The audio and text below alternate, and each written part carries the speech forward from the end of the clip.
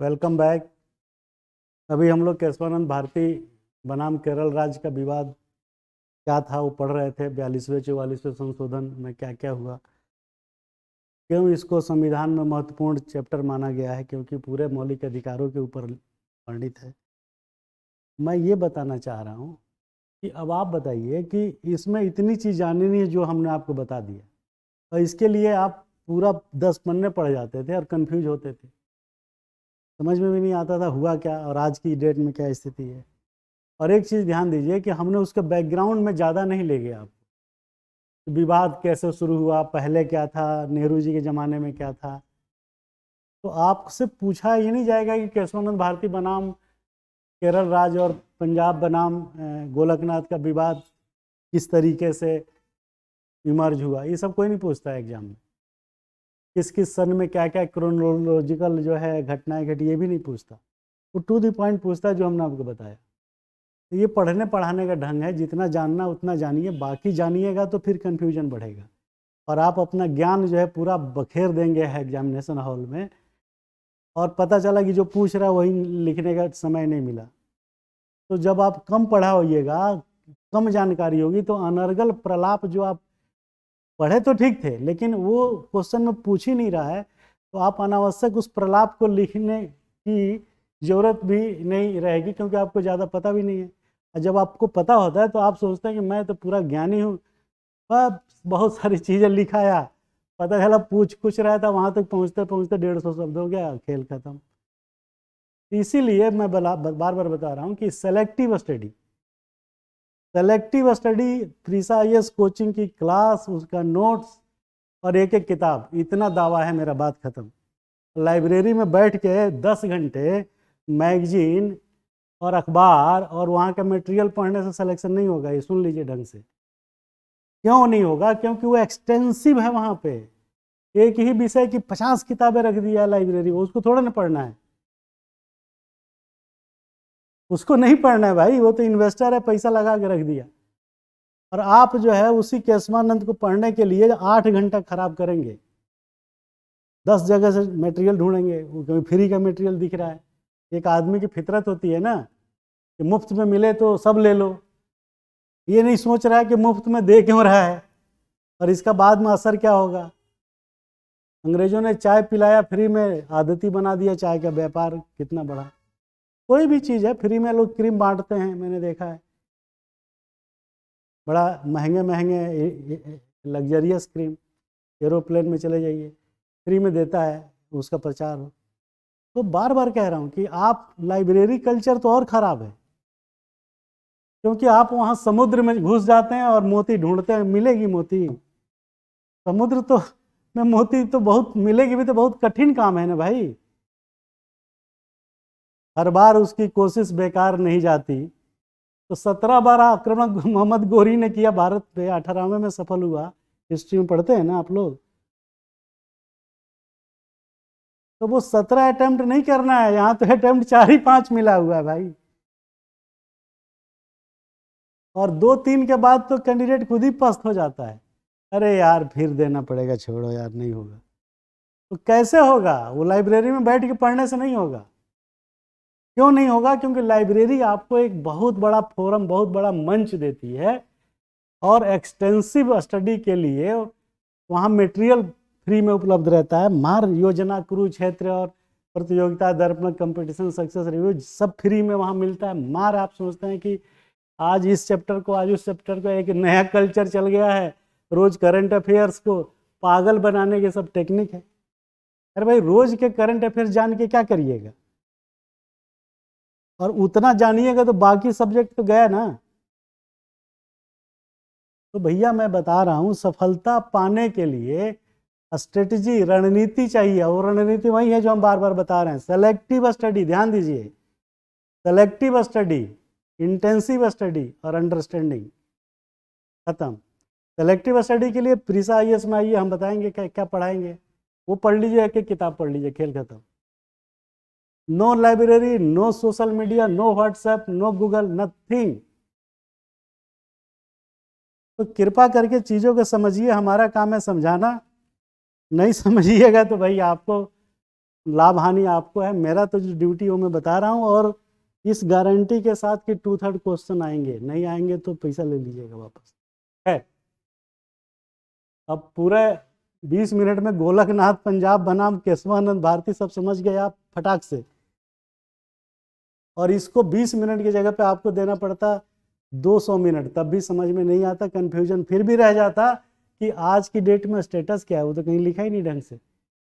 आज की डेट में स्टेटस पूछ लेगा कि क्या है, तो कहिएगा अरे यार ये तो पढ़ा तो था वो लाइन, पता नहीं क्या किस में था क्या था। आज की डेट में स्टेटस वही है कि आपका मौलिक अधिकार में संशोधन सरकार नहीं कर सकती, क्योंकि आधारभूत ढांचा माना है सुप्रीम कोर्ट ने, और इसमें संशोधन करना है तो 13 के बजाय 15 जजों की बेंच बैठेगी, 25 तो जज ही होते हैं, और सब काम छोड़ के 15 लोग इसी की सुनवाई करे।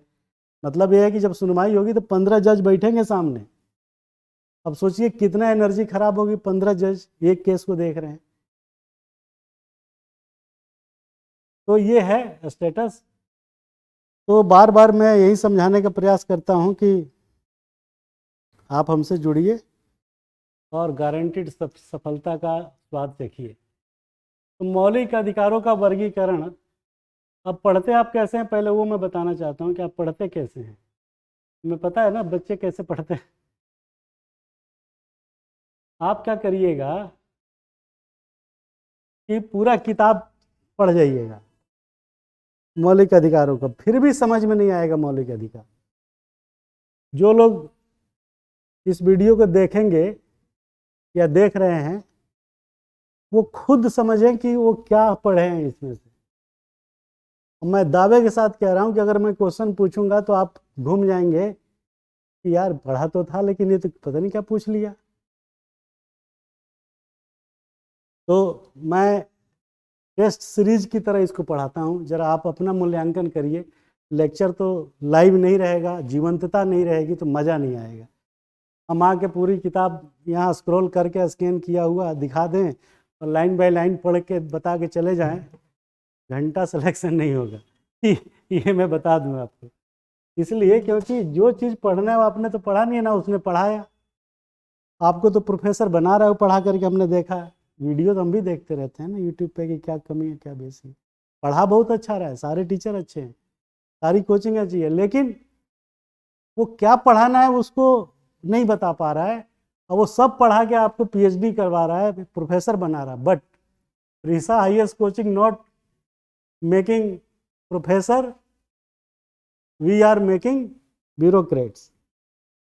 तो समता आपको पता ही है कि ये 7 अधिकार हैं। मौलिक अधिकार संपत्ति जो 6 नंबर पे ख़त्म हो गया, तो 7 की जगह 6 बचा है। वो लिखा हमने इसलिए क्योंकि संपत्ति का अधिकार भले ख़त्म हो गया लेकिन सिलेबस में से ख़त्म नहीं हुआ है, तो सिलेबस में तो जो है उसकी प्रासंगिकता है, इसलिए मैंने डाला है उसको।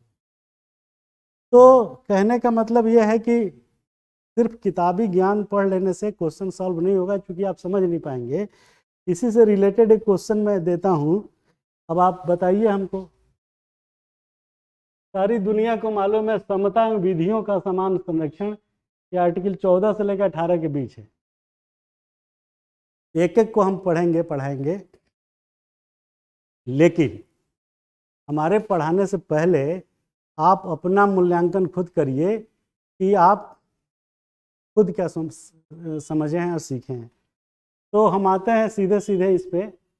तो समता विधियों का समान संरक्षण, तो मेरा क्वेश्चन सिंपल एक लाइन का है कि आर्टिकल 14 जो समानता का अधिकार देता है, सबको इक्वल राइट, उसमें किन किन तरीकों से विभेद किया जा सकता है। क्वेश्चन तो बड़ा सीधा था, सबको समान अधिकार मिला हुआ है, आपको भी, शांता को भी, शर्मा जी को भी, गुप्ता जी को भी, आपको भी, हर कैंडिडेट को। लेकिन आपने कभी दिमाग लगाया कि समानता का अधिकार संविधान में प्रदत्त जरूर है, लेकिन वो नकारात्मक है, और समानता कहने के लिए समानता है क्योंकि तमाम आधारों पर इसमें विभेद किया जा सकता है। तो समानता का अधिकार जो आप समझ रहे थे कि समानता है, कहाँ समानता? और आप एयरपोर्ट पे लाइन में लगे हुए हैं और कोई एक लाइन अलग होती है सरकारी सेवकों की, उसमें कम है, तो आप जाके खड़े हो जाएंगे कि साहब इसमें दो ही है, हमको भी इसी गेट से जाने दो। जाने देगा? नहीं जाने देगा। अगर कोई सरकार की स्कीम है किसी व्यक्ति विशेष के लिए, तो जाने के लिए आप जब जाएंगे कि हम भी इसी रास्ते से जाएंगे, जाने देगा? नहीं जाने देगा। बिहार में दारू निषेध है, लेकिन आर्मी के लोग दारू पीते हैं, तो आप जाके झगड़ा करिएगा कि इसको दे रहे हो, पिला रहे हो, हमको भी पिलाओ। ये प्रैक्टिकल चीज़ बता रहा हूँ मैं। आप सरकारी अधिकारी कलेक्टर बन जाइएगा तो आपकी गिरफ्तारी पुलिस वाला तब तक नहीं करेगा जब तक कि आपका बॉस मंजूरी न दे दे। कलेक्टर तो बहुत दूर की बात है, चपरासी उसको गिरफ्तार नहीं कर सकते बिना कलेक्टर या कंट्रोलिंग अफसर की अनुमति के। विदेशी नागरिक, विदेशी मेहमान आएगा तो आप उसी होटल में जब रहेगा तो उसको पार्टी में दारू पिला सकते हैं। आप खुद जो है जाके कहिएगा कि अरे उनको दारू पिलाए थे, हम में क्या दिक्कत है। ये सब चीज़ें जो मैं बोला, ये व्यवहारिक ऐसा प्रदत्त है, संविधान में दिया है, ये मैं अपनी तरफ से नहीं बोल रहा हूँ भाई, लेकिन आप ऐसे पढ़े ही नहीं होंगे। तो क्वेश्चन पूछेगा कि समानता का अधिकार किस हद तक समानता का अधिकार है। ठीक है,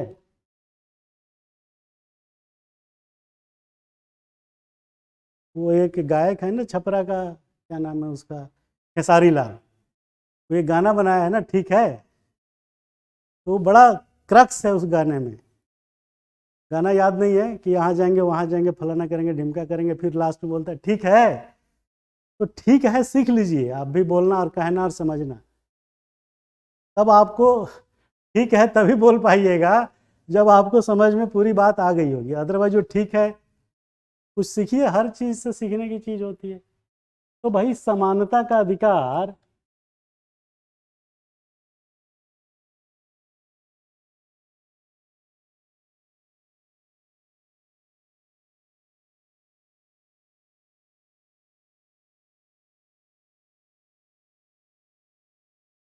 तो समानता का अधिकार किस हद तक समानता का अधिकार है, पहला क्वेश्चन। दूसरा क्वेश्चन कि समानता का अधिकार क्या विभेदकारी नहीं है, दूसरा सवाल। तीसरा सवाल कि क्या समानता का अधिकार नकारात्मक समानता का अधिकार है, ये भी एक ही बात है। चौथा कि समान लोगों के साथ समान व्यवहार और असमान लोगों के साथ असमान व्यवहार, क्या यही समानता का अधिकार है? तो इस तरीके से जब आपको पढ़ाया जाएगा तब आप समानता का अधिकार समझ पाइएगा, अदरवाइज समझ ही नहीं पाइएगा। इसीलिए मैं बोला कि सेलेक्टिव स्टडी और इंटेंसिव स्टडी,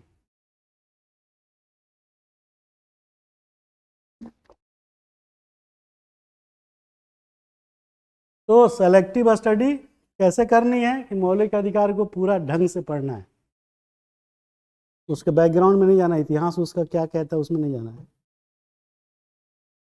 और इंटेंसिव जो मैं बार बार बोल रहा था, तो इंटेंसिव पढ़िएगा तभी अंडरस्टैंडिंग होगी। तो वही मैं बार बार बोलता हूँ कि पहले आप सेलेक्ट करिए कितना पढ़ना है, फिर जब सेलेक्ट आप कर लेंगे तब आप उसमें से सपोज इतना चीज़ नहीं पढ़ना है, इतना ये भी नहीं पढ़ना है, सिर्फ ये पढ़ना है सी, एक ही विषय है ये, हिस्ट्री ज्योग्राफी जो ले ले, उसमें इतना पोर्शन नहीं पढ़ना है, ये भी नहीं पढ़ना, सिर्फ ये पढ़ना है, और इतने को बहुत डीप पढ़ना है।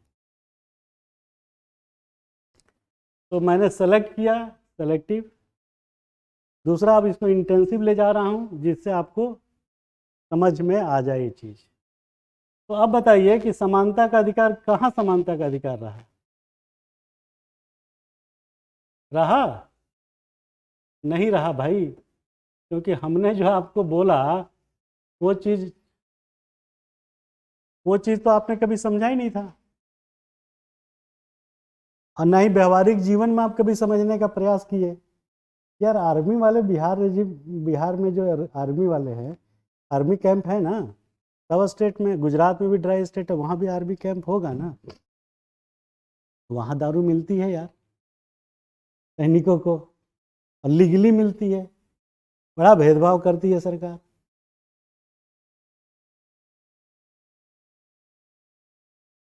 आप सोचेंगे कि यार ये सरकारी सेवक की गिरफ्तारी तुरंत नहीं होती है, यार ये तो बड़ा गलत है। कोदई के बच्चे को तुरंत गिरफ्तार करके ले गया, और राम प्रसाद के बच्चे को उसने किया ही नहीं अरेस्ट। क्यों? क्योंकि वो उसको प्रोटेक्शन मिला है, वो सरकारी कर्मचारी है और आप सरकारी सेवक नहीं है।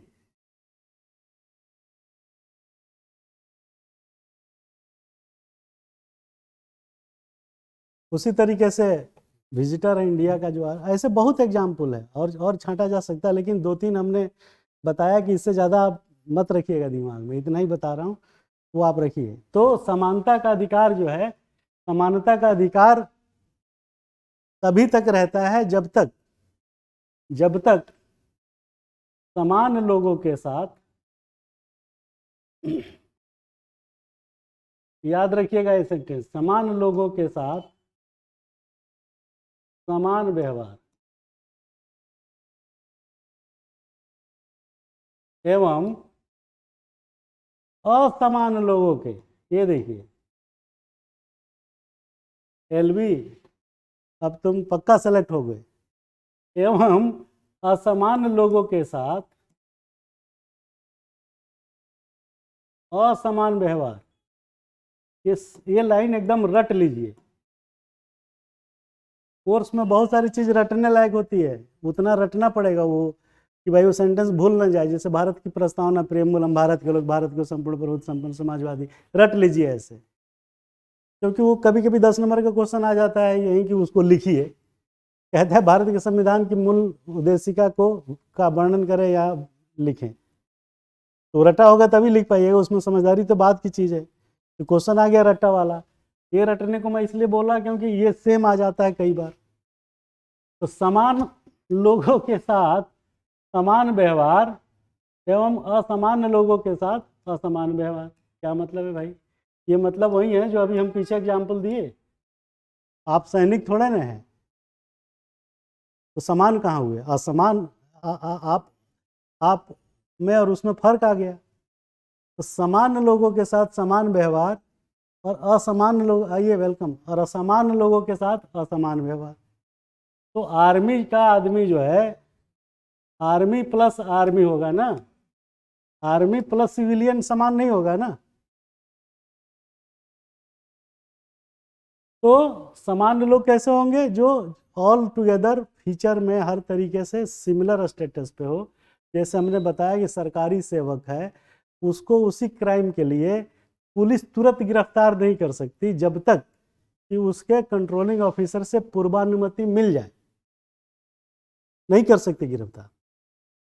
आप कहेंगे कि भाई मेरे बच्चे को तुमने तुरंत गिरफ्तार कर लिया और महेंद्र के बच्चे को तुमने गिरफ्तार ही नहीं किया, जबकि वो भी इस कांड में शामिल है। तो महेंद्र का बच्चा जो है वो सरकारी नौकरी में है। अब क्यों नहीं कर सकते ये भी जानना जरूरी है। अगर वो गिरफ्तारी काम के ड्यूटी प्लेस से कर लेता है तो उसकी ड्यूटी कौन करेगा इमीडिएट? सपोज एक गेटमैन है, ट्रेन का संचालन कराता है, आप गिरफ्तार करके जेल ले गए, गेट पे आदमी नहीं है, गाड़ी कैसे चलेगी? गाड़ी आगे खड़ी हो जाएगी। तो आपने गिरफ्तार करके समान जो व्यवस्था है समाज में उसको आपने ध्वस्त कर दिया ना,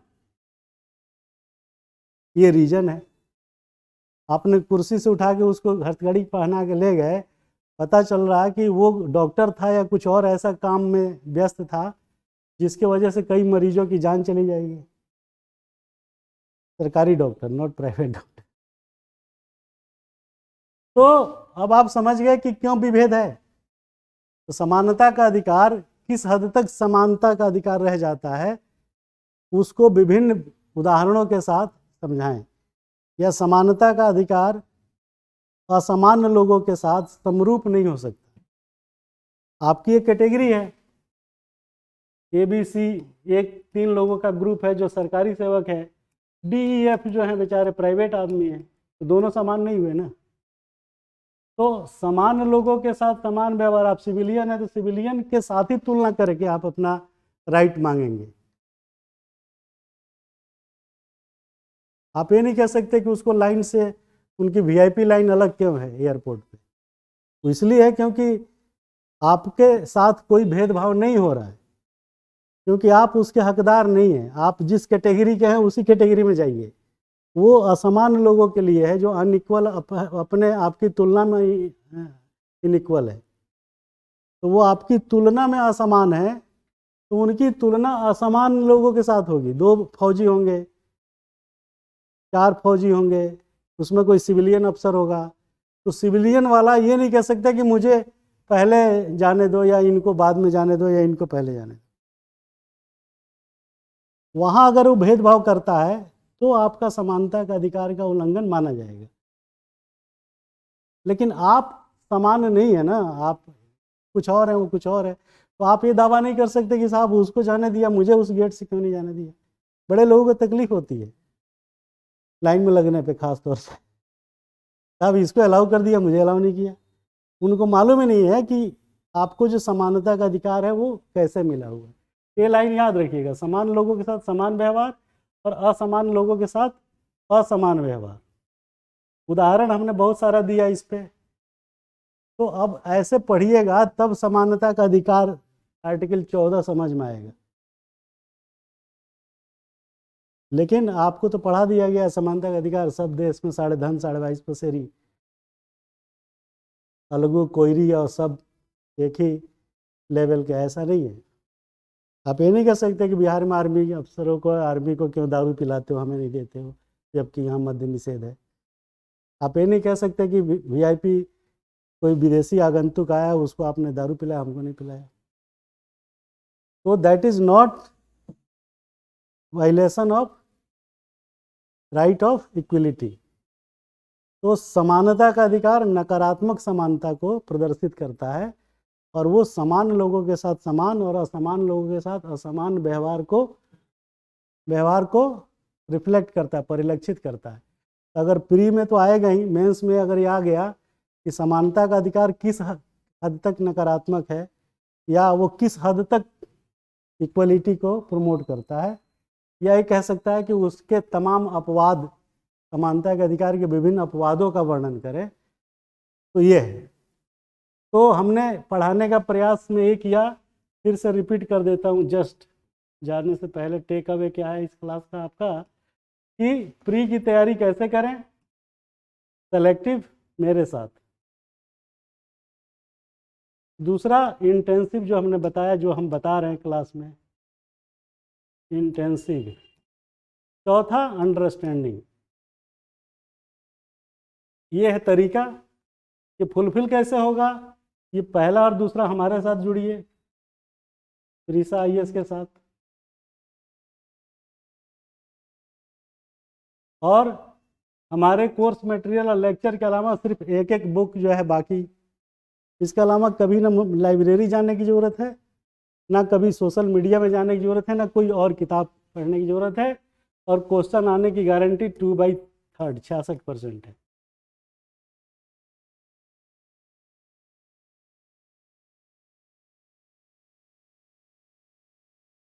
तो जो हमने बताया कि लास्ट का 20 क्वेश्चन जो होता है वो इतना टफ होता है कि कोई आदमी उसका जवाब नहीं दे सकता, उसको मत पकड़िए। 40-50% आपका अपना है और हम 25-30% आपको एड ऑन करेंगे, खेल खत्म। तो प्रीसा IAS से जुड़िए, मात्र 999 रुपया प्रति माह पे कंप्लीट प्री मेंस इंटरव्यू ऐसे की तैयारी IAS अफसरों के द्वारा, IITians के द्वारा कराई जा रही है। और ये मौका आपके लिए एक सुनहरा पल है, जो हम जैसे लोग इस फील्ड में पौकिया आ गए हैं अपनी नौकरी को छोड़ते हुए। नहीं तो IAS की नौकरी छोड़ के पढ़ाने के काम में आना, जबकि नौकरी 6-7 साल 8 साल बची हुई है, ये बहुत बड़ा रिस्क होता है। तो मैं अपनी बात को यहीं पे विराम देता हूँ। हमारे दूसरे फैकल्टी तैयार हैं, आईआईटी ग्रेजुएट पोस्ट ग्रेजुएट हैं। ये आपका सौभाग्य है कि ऐसे विद्वान लोगों से आपको पढ़ने का मौका मिल रहा है। तो 2 मिनट ब्रेक के बाद वो हमारे दूसरे फैकल्टी क्लास लेंगे। तो जितना ज़्यादा से ज़्यादा संख्या में जोड़िए, समाज का भला करिए और सुदूर गांव के क्षेत्रों में इस ऐप का प्रचार करिए। पुण्य का काम है शिक्षा जो है देना। और आपको पता है कि फीस कितनी कम है, 999 रुपया प्रति माह। हाँ, एप्लीकेशन, हाँ एप्लीकेशन हम लॉन्च 1-2-4 दिन में मार्केट में भेजते हैं आजकल में, और फॉर्मली 1 तारीख से जो है पूरा बैच शुरू करेंगे। तो कंफर्म आपको आज ही करेंगे या कल कर देंगे। Thank you very much. Good luck, my best wishes with you. मुझे एक शेर याद आ गया फिर जाते जाते। शेर मैं इसलिए सुनाता हूँ कि ताकि आप मोटिवेट हो। पूरा नहीं सुनाऊंगा, 2 लाइन, 1 लाइन सुनाऊंगा। जब टूटने लगे हौसले तो बस ये याद रखना कि बिना मेहनत के तख्त वो ताज नहीं मिलते। बिना मेहनत के तख्त वो ताज नहीं मिलते, वो कलेक्टरी नहीं मिलेगी बिना मेहनत के। और ढूंढ लेते हैं अंधेरों में भी मंजिल अपनी, क्योंकि जुगनू किसी रोशनी के मोहताज नहीं होते। तो प्रीसा आईएएस वो जुगनू का काम करता है आपके जीवन में, जो आपको पढ़ा करके, आपको पेनिट्रेट करके मटेरियल कोर्स समझदारी विकसित कराता है, जिससे आप अपना जुगनू खुद बने, सेल्फ इनलाइटन हो। अत्यदीप अभिरथ लॉर्ड बुद्धा की वो सुक्ति है। आप अपना प्रकाश पुंज खुद बनिए। हमारे जैसे जुगनू के साथ मिल करके दूसरा जुगनू आप तैयार हो जाइए। Thank you so much.